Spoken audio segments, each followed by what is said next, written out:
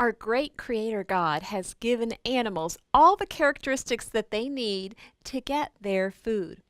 And it's interesting that man-made tools often model some of the characteristics that animals have.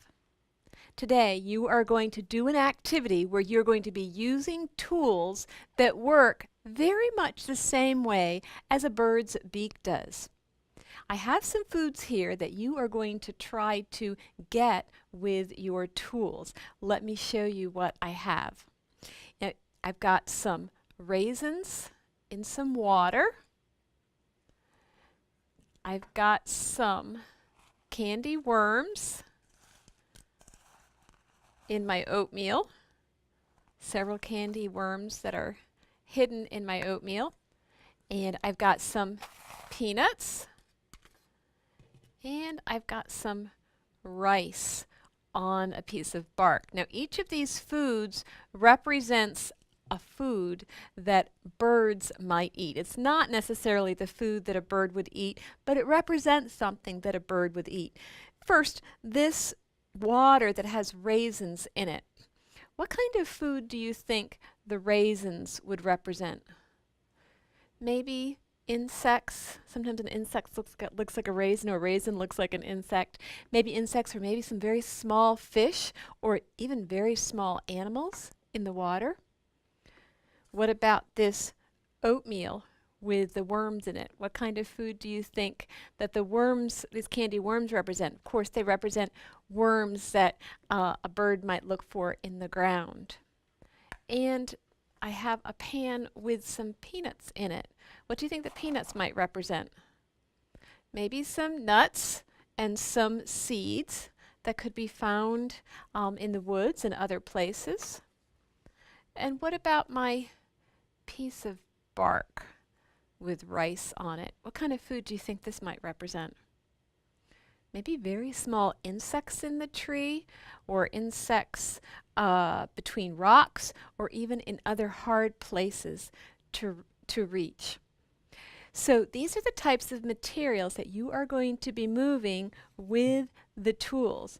But before you get started with this experiment, with this activity, I want you to do some reading, and this is going to help to give you a big idea of what we'll be doing today.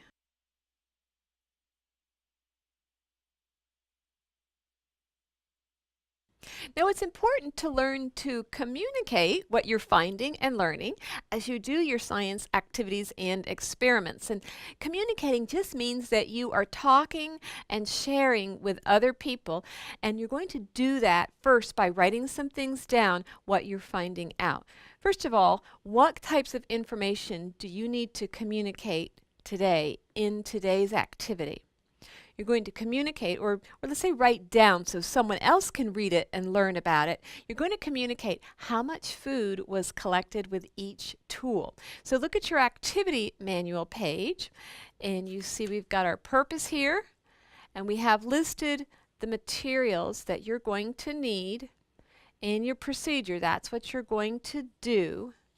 And this is where you're going to communicate what you find. You are going to write down the amount of food that you are able to move with each tool. Now, why do you think the information is recorded on a chart like this? It's just a good organized way to keep the information or the data together. So it's going to make it easier for someone else to find out what you learned and to learn that information, and maybe to even add to it as they learn things. So be careful as you work, and record carefully so that you and other people will be able to use the information that you get and other people get to communicate accurately. So what are you actually going to do? You are going to use each tool. And let me show you the names of those tools again. You're going to use your pliers, the needle nose pliers, chopsticks, and tweezers to move each one of the foods that I showed you into a cup for 30 seconds. So you're going to need someone to time you to do this. You're going to need a partner to give you 30 seconds as you move each food with each tool. So you are going to move the gummy worms into a cup first for 30 seconds using the pliers, then for 30 seconds using the needle nose pliers, then for 30 seconds using the chopsticks, and finally for 30 seconds using the tweezers. You're going to repeat that same procedure, moving the peanuts into an empty cup with each of the tools, 30 seconds apiece, and then the raisins. You're going to have to get the raisins out of the jar with each one of the tools for 30 seconds. And last, getting the rice off the bark. So it's going to take just a little bit of time to do this, and you do need a partner to help to time you. Now, as you are being timed, after you are finished and you're being timed, you are going to then count and record on your chart the amount of food that you were able to collect, the actual pieces of food that you were able to collect. First, the gummy worms. How many gummy worms with the pliers? How many gummy worms with the needle nose pliers, with the chopsticks, and with the tweezers? So you can be filling in your chart as you are going along. Don't try to remember. Write the number of pieces of food that you collect right as you go along. Now, to give you a better idea of what you will be doing, I want you to watch.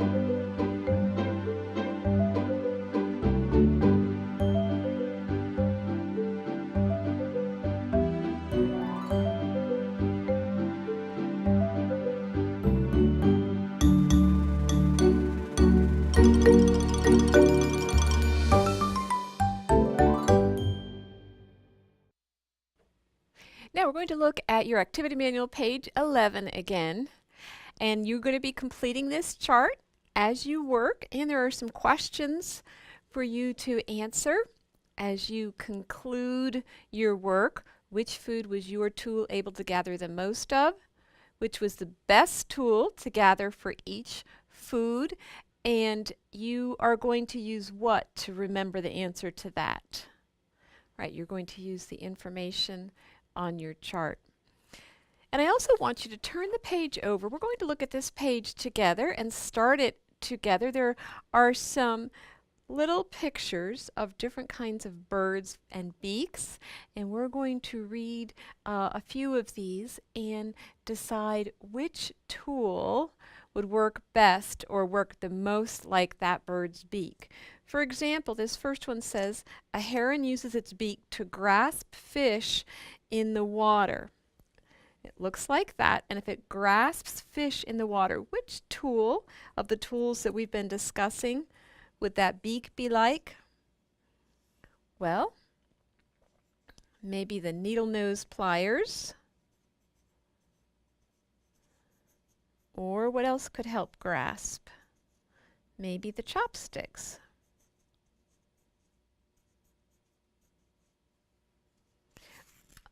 A woodpecker pecks holes in trees and other pieces of wood. It uses its beak to grasp buried insects. So its beak is like,